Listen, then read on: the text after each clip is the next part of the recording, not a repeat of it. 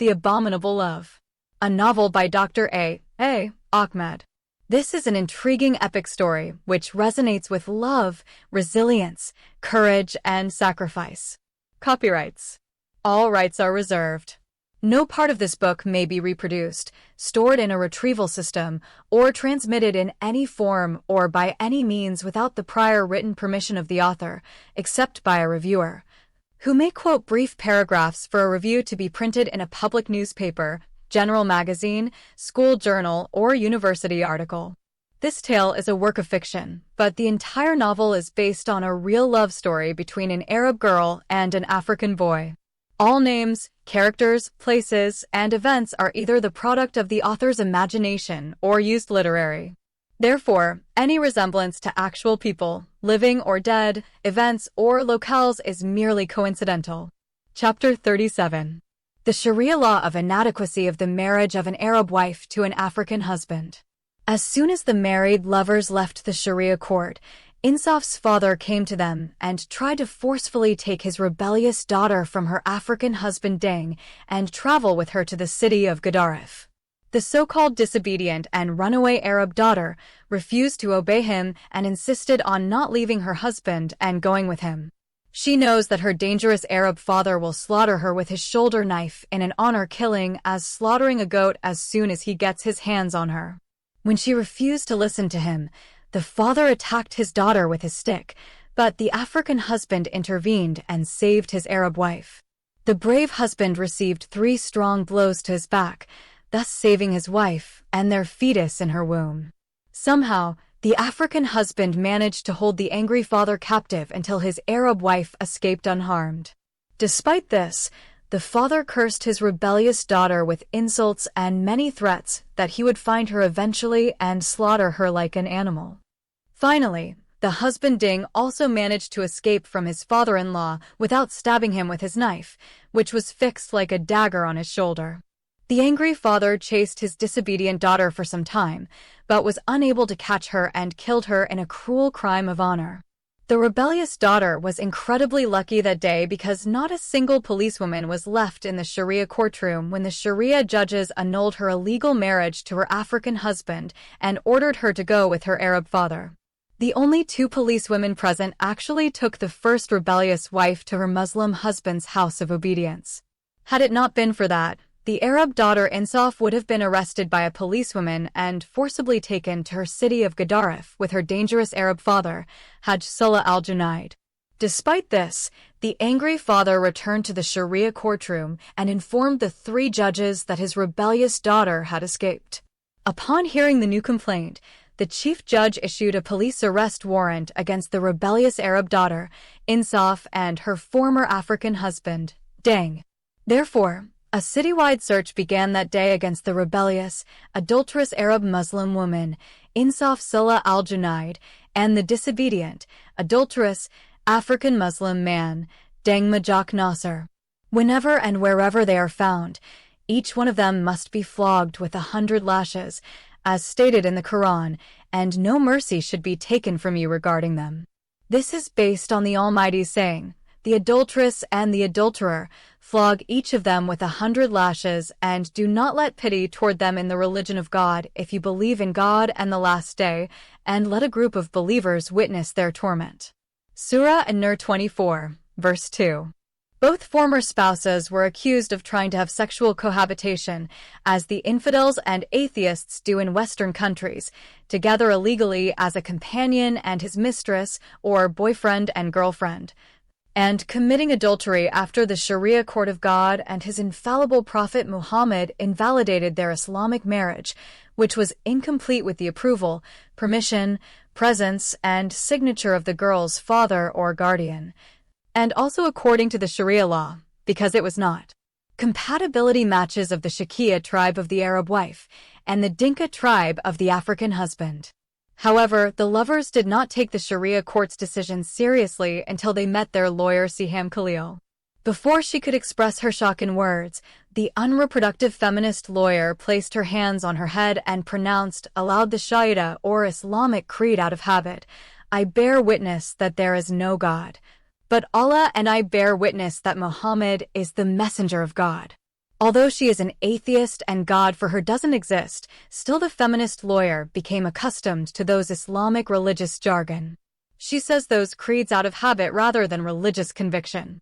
Then Siham said in great astonishment, with her hands still above her head, "Are you sure that the Sharia court has cancelled your Islamic marriage contract and considered it incomplete and invalid?" The African husband, Deng, replied, "This is what the religious judges did today in the Sharia court." The Sharia court sentence is stronger than the criminal court's verdict. The laws of the Sharia court are considered to be divinely revealed from the zodiac sky to the Prophet of Islam, Muhammad ibn Abdullah ibn Kilab.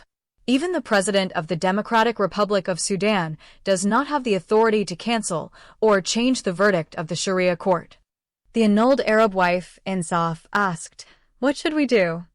"I don't know what to tell you guys. I cannot help you legally in this serious matter. If you ignore their decision and live together as husband and wife, you will be in big legal trouble if they find out. Your relationship will be considered cohabitation and fornication and will be punished by the Sharia law with flogging. How could they separate us after we lived together as husband and wife for 4 months? Moreover, I am already pregnant. Your pregnancy, I think, will be okay. They will allow you to keep the baby until you have breastfed him for 2 years, and then he will be handed over to his African father." "We will not listen to those crazy religious judges," the husband Ding shouted. "We will continue to live together." The northern wife, Insaf, said, "I will not leave my southern husband, Ding. I love him and he loves me too, and we will stay together until death sets us apart." The lawyer Siham said that if there is a legal way out of this Sharia ruling, then a flaw or error may be found in it. The only person who can examine the Sharia court's decision and invalidate it is the Minister of Religious Affairs and Endowments. But that minister had previously quarreled with us in the criminal courtroom, and therefore he may not have helped us in this case. The African husband Deng asked the lawyer Siham, "How can we find a loophole in this unfair decision? My knowledge of Islamic Sharia laws is extremely limited. I studied law at a secular institute of higher learning in Egypt called Al-Zagazig University. I did not go to Omdurman Islamic University in Khartoum or Al-Azhar Al-Sharif University in Cairo, where law students study the provisions of Sharia law, which are based on the 4 Islamic schools of thought, Maliki, Shafi, Hanafi, and Hanbali, which derived from the Quran, Sunnah, consensus, and analogy. Therefore, you must go to the official Mazun or the Imam of the mosque who conducted your Islamic marriage contract and ask his advice." Then the couple, Insaf and Deng, left the office of the atheist lawyer Siham Khalil and went directly to Hajj Abdullah's house. The members of the Arab-Muslim family received the news with horror. Each of them condemned the unfair decision as a disgusting racial bias aimed at impugning the eligibility of the black African husband Deng. Then the good Muslim man, Hajj Abdullah, insisted that he and the African husband Deng immediately must go to the Imam of the mosque who had conducted the halal Islamic marriage and seek his advice on this serious legal matter. The official Mazun who performed the legally annulled marriage contract is an Imam of a mosque. His name is Maulana Sheikh Al-Hidayah. He is a graduate of the Faculty of Law at the prestigious Al-Azhar Al-Sharif University in Cairo City in the Arab state of Egypt. He has 3 positions in Sudan. He is a professor at the Faculty of Law at Omdurman Islamic University, a recognized marriage Mazun official, and the Imam of the mosque where Hajj Abdullah performs his 5 daily prayers. He lives near the home of the Arab family that previously sheltered Insaf. It took the legally annulled African husband of the ex-Arab wife and the good Muslim man, Hajj Abdullah, 15 minutes to reach the Imam's residence. He welcomed them very politely and offered them some lemonade. After taking a sip from his cold cup of juice, Hajj Abdullah said, "Our Honorable Lord, do you remember this blessed boy?" Maulana Sheikh Al-Hidayah said after touching his long white beard, "Yes, of course, I remember him. He married your honorable daughter." "She's not exactly my daughter, but she's like one of my 3 daughters." "Yes, I remember you telling me her sad story and where you found her, where she was eating rotten food in a dirty dumpster with 2 stray dogs near your holy abode." "Yes, That is the honorable, chaste, pure, and noble Arab girl who preferred to eat from a filthy garbage container instead of selling her thighs and breasts into prostitution to men who do not fear God and have no mercy in their hearts for those in need. What's her name? Her name is Insaf Salah al-Junaid. Then Maulana Sheikh al-Hidayah asked the African husband Deng, "How is your honorable wife, my blessed son? Is she still in love with you and hanging in your ropes?" Hajj Abdullah answered before Deng answered, "This is what brought us here." The honorable Imam asked in astonishment, "Did you divorce her so quickly, or did you marry a second Muslim wife as a rival wife alongside her?" Deng replied sadly, "I have not divorced her, and I will never divorce her, nor I have ever married another Muslim girl as a second wife beside her." Hajj Abdullah said, "Her Arab father filed a complaint with the Sharia court against her marriage to Deng. Why did the Muslim father complain to the court of God and his messenger against the credibility of his daughter's legitimate Islamic marriage? He said that the Muslim boy Deng was not supposed to marry his Muslim daughter from the beginning. What is the exact legal reason he presented to the Sharia court for his objection to their halal Islamic marriage? He said that this boy, Deng, is not suitable and qualified to marry his daughter, Insaf. How could he contradict the hadith of the Prophet, may God bless him and grant him peace, in which he said that Muslims are equal like the teeth of a comb? Yes, our beautiful Islamic religion does not differentiate between believing Muslims except based on their religion and piety. The Holy Prophet Muhammad, may God bless him and grant him peace, said that there is no difference between an Arab and a non-Arab except through piety. So, her Muslim father will most likely waste his time and make people laugh at him." Deng quickly said, "Not at all, Your Honor, the blessed Imam. The Arab father did not waste his time as you thought. The Sharia court judge had already annulled my permissible Islamic marriage to my Muslim wife, Insaf, today." Maulana shouted angrily, "On what basis did the Sharia judge do that? A Sharia law had been applied to us that stipulates the inadequacy between the tribe of the wife and the tribe of the husband. But only an owned person or former slave who is freed from slavery, they could apply this law on him." Hajj Abdullah said quickly, "This son Deng is neither a slave owned by a master nor a former slave freed from slavery. He is a good Muslim brother, the son of a blessed Muslim man." Then why the Sharia court judge had cancelled and invalidated the lawful Islamic marriage contract that we conducted in the mosque? God only knows, Hajj Abdullah said. Imam Sheikh al-Hidayah said after some thought about the overwhelming legal matter, "By the way, what is your tribe, Deng?" "I am from the Dinka tribe." "Now I can see where the judge found fault in you. He discovered from your looks when you appeared before him in court that you are not an Arab boy, but rather an African Negro from South Sudan, while your wife, Insaf, must be a pure Arab girl from North Sudan. What is the legal Islamic objection to an African man marrying an Arab woman, both of whom are Muslims?" Deng asked angrily. "In this case, Insaf's Arab Muslim father has the legal right to request an end to your marriage to his Arab daughter. Didn't you quote the saying of the Prophet Muhammad, may God bless him and grant him peace, Muslims are equal in the sight of God like the teeth of a comb?" Deng asked angrily. "Yes, my son, all Muslims before God are equal like the teeth of a comb, and there is no difference between an Arab and a non-Arab in Islam except through piety. But if the girl's Arab father does not see you as racially qualified to marry his Arab daughter because you are African, then what can we do? According to the Sharia, it is permissible for him to invalidate your marriage contract with his daughter." Where did the Islamic Sharia come with the law of incompetence between legally married Muslim couples? This legal text has something to do with the marriage of Zainab bint Jahash to Zayd bin al-Haris. But God knows best. What was wrong with their marriage? The mother of the believers, Zainab, was the daughter of the maternal uncle of the Prophet Muhammad, may God bless him and grant him peace. Zayd was a slave owned by the Lady Khadija bint Khuwaylid, the first wife of the Prophet, and she then gave him as a gift to her husband because he had no son. Then the messenger of God released him from bondage, made him a free man, adopted him, and treated him as if he were his son who was born from his loins. He became known among the people as Zayd ibn Muhammad. All honorable Muslim men and free Muslim women began to call him the loved one, the son of the beloved one. Then the Holy Prophet married him to his cousin Zainab bint Jahash. In the beginning, the free Arab girl, Zainab bint Jahash, was not satisfied with marrying a free slave like Zayd, son of Muhammad, but a gracious verse came down from heaven and forced her to marry him. Despite this divine revelation and prophetic opinion, the arranged matrimonial relationship created an insurmountable problem later in the marriage of the two. The wife, Zainab, began to complain about her Islamic marriage to the freed slave and started to constantly persecute her husband, Zayd. To solve the problem that caused racial alienation and persecution, Zayd divorced his wife, and the Prophet took her as his wife.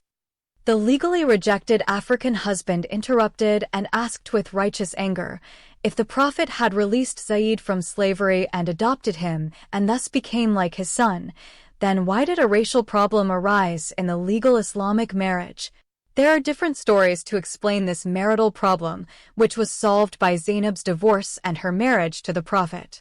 By the way, Zainab's marriage to the Messenger of Allah was also a divine command revealed by God in the Quran. God Almighty said in Surat Al-Ahzab in verse 37, "And when Zayd had fulfilled his desire from her, we married her to you."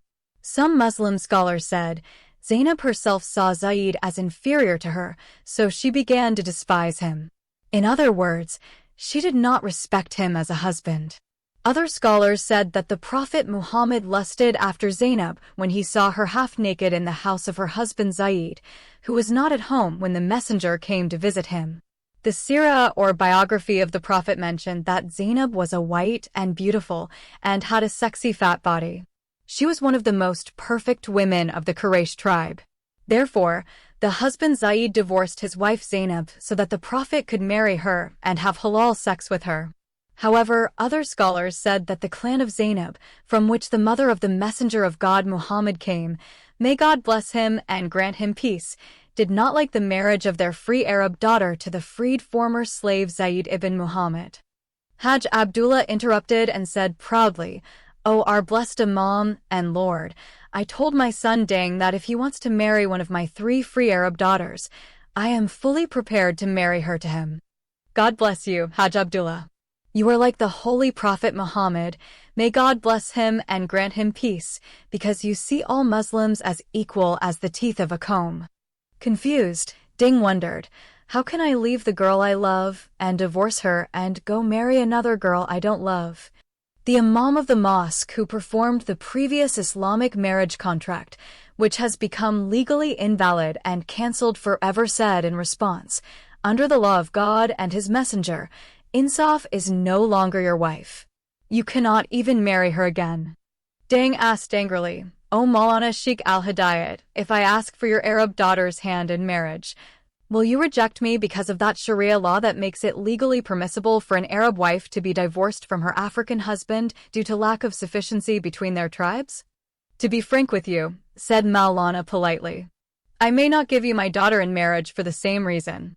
Even if I agree to marry her to you, my Muslim wife will not agree to the marriage. Suppose my wife and I agree, our Arab daughter herself will certainly reject you. If we do not listen to her and force her to marry you as God and his messenger married Zainab and Zayd, our Arab daughter will either kill herself or run away from home and become a bad woman or a prostitute in another city. Why do you, your wife, and your Arab daughter reject me? Hajj Abdullah is an Arab man, and I am an African boy, yet he said that he could give me his Arab daughter if I wanted to marry her. Maulana continued saying, laughing, my son Ding, saying it with your mouth is easy, but doing it is difficult.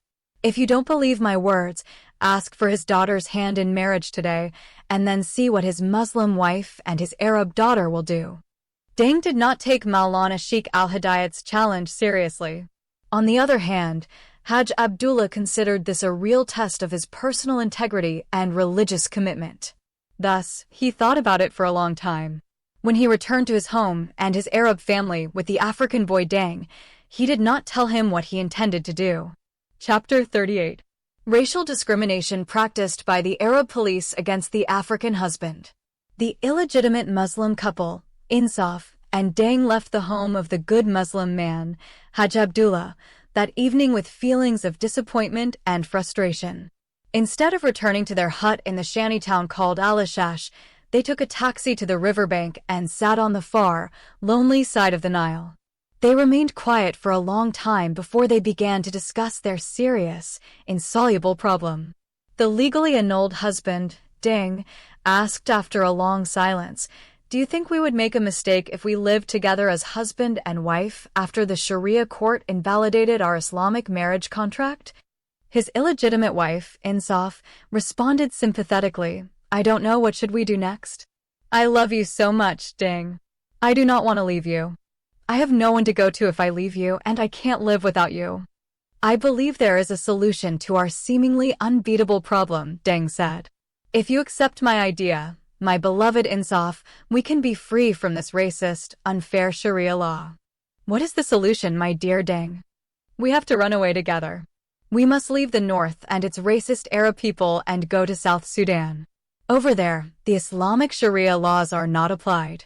There are secular laws set by the British colonialists. The African Christian people there are not as biased and racist as the Arab Muslim people here. It is a splendid idea indeed. If you are with me, my dear Dang, I don't care where I live in the world and who live around us and which religion they follow." "Great, my love, Insaf. For your sake, I gave up my blood relationship with my father and mother. I want to be with you and with our children that God will bless us with in the future." Accordingly, the lovers, Dang and Insaf, decided to go to their hut, pack their luggage, head to Khartoum General Railway Station, and travel to South Sudan that same evening. Therefore, the burden of the Sharia court's unfair, racist ruling has been lifted from their chests. They are thrilled about their bright and promising future in the South. The happy couple then hugged each other tightly. Their lips are locked together in intense amorous affection. The cool river breeze passed over their faces and gave them a great feeling of sexual pleasure. If they were not in a public place, they would have made love together and reached a very pleasurable sexual climax. At the height of this time of joy and pleasure, the two lovers, Insaf and Dang, continued to drink from the deep well of their genuine love. They remained in this emotional delight and sexual pleasure until their lips tore apart with 4 rough hands. They opened their eyes in horror and saw 2 Arab policemen standing behind them like 2 devils emerging from the waters of the Nile River. "How dare you commit such a forbidden indecency in such a public place?" one of the policemen harshly shouted. The African lover, Dang, said with fear and panic, "We are a legally married couple, sir. And this girl is my wife." The policeman asked him, "Where is your evidence for this claim?" With pride, Dang took their marriage certificate out of his pocket and handed it to the policeman. The police officer snatched the document from his hand and looked at it. Then he smiled and handed it to the other policeman to read. The second Arab police officer read the certificate sarcastically. "The husband's name is Dang Majak Nasser. The wife's name is Insaf Salah Al-Junaid. This is a fake marriage certificate. You created it to deceive people." The other policeman said angrily, "Give me that fake certificate, Hamid." Then he snatched it from his colleague's hand, tore it into shreds, and flung the small pieces in the air until they are scattered everywhere. Dang shouted angrily, "How dare you tear up our official marriage certificate?" The same policeman said, "Who do you want to fool, Banjas? Who will believe that this beautiful, free Arab girl will marry a black-faced, ugly African Negro slave like you?" The other officer said, "Which northern Arab parents would agree to give their free Arab daughter to a black Negro slave like you? They may marry her to a pig or a dog, but not to you." Insaf said while crying bitterly, "This African boy is my legal Muslim husband, Dang, and I am now pregnant by him. You violated the Sudanese law by destroying our legal marriage certificate." One of the Arab policemen answered sarcastically, "Yes, madam. Tell us from where he picked you up. Did he pick you from the Chinese Friendship Hall cinema or found you roaming in the Nile Street?" Her southern husband, Dang, said angrily, "Insaf is neither a street girl nor a hooker hired to engage in prostitution. She is my lawful Muslim wife, and I am her legal Muslim husband. Come with us and prove it to our boss at the police station." You cannot arrest a Muslim couple who are married according to the Book of God and the Sunnah of his Prophet. If you are a Muslim couple, you will not kiss each other in this open public place at this hour of the day. You would have taken her to your house and fuck her there with your black cock and her red pussy. Respect yourself, policeman, and do not say these obscene words to us again. Only bad Arab girls and prostitutes can agree to be kissed in the streets, said the other policeman. The Arab wife, Insaf, shouted angrily, "Don't call me a slutty woman or a bad Arab girl. If you're not a street whore, show us your parents' house. We will take you in the police car to your Arab parents' house with this black nigger and let them prove to us that he is your husband." Ding said, "Mr. Policeman, we are a legally married couple and we have a house. Come with us in the police car to the place where we live in the Al-Ashash neighborhood and see our hut. Listen, Banjas, you cannot convince us that this pretty Arab girl is your wife. She is a northern white girl, and you are a black Negro slave from the south. But what a pity she is a fallen Arab girl, otherwise she would not have even looked at your ugly black face, let alone allowed you to kiss her on the lips on the riverbank. Can you tell us, Miss Insaf, how much this Negro slave, your Casanova, paid you in exchange for your agreeing to kiss and have sexual intercourse with him in a public place, as if you were two infidel Christian lovers in Heidi's garden in London City in the UK? Oh, beautiful Miss World Insaf, how much money did you earn today?" The other policeman asked sarcastically. Insaf is an Arab girl, and from here she realized that no matter how much she tried to convince the two northern policemen that the black southern boy, Dang, is her legal Muslim husband, they would not be able to believe her words. They are blinded by their hateful racist ideas.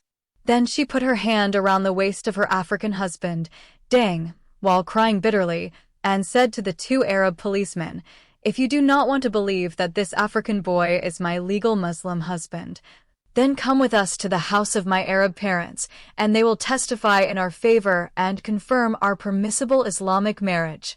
The two Arab policemen accepted the challenge and accompanied Insaf and Dang in the police car to Hajj Abdullah's house. The good Muslim man himself responded to the violent knock on his door from one of the police officers. He immediately appeared at the door with his Muslim wife, Haja Maryam, and their three Arab daughters, Safa, Mona, and Marwa. One of the policemen asked harshly and in an ugly voice like the howling of a wolf, "Is this white Arab girl your daughter?" Hajj Abdullah replied, "Yes, she is my daughter Insaf." The other policeman asked in a coarse voice like an ogre, "Is this southern black Negro boy her husband?" Hajj Abdullah hesitated for a few seconds before saying in a faint voice, "Yes, this is her African husband, Dang." The second policeman said, "They were lucky because they fell into our hands and not some other strict Arab policeman. If they go again and sit on the riverbank, kiss each other on the lips, and caress their bodies sexually in a public place, they will face serious trouble with the law enforcement officers and God's righteous police." Hajj Abdullah said, "Come, my daughter, Insaf, and bring your husband Dang with you." Then the Arab wife, Insaf, proudly held the hand of her African husband, Dang, and both walked inside Hajj Abdullah's house. The two Arab policemen looked with great astonishment at the couple, the black boy and the white girl, who entered the house compound of Hajj Abdullah. They looked at them in disbelief until they disappeared from their bulging eyes, which are like the eyes of two crocodiles. Then they turned to each other as if they have discovered that the accursed Satan has married an angelic human female. After overcoming their shock, they returned to their police car and drove away while heatedly debating the legality of the marriage of such a white Arab girl who looked like a nymph of heaven and an African Negro as black as a raven. Neither of them believed that they are, as they claimed, Muslim lovers who are legally married according to the Book of God and the Sunnah of his Prophet.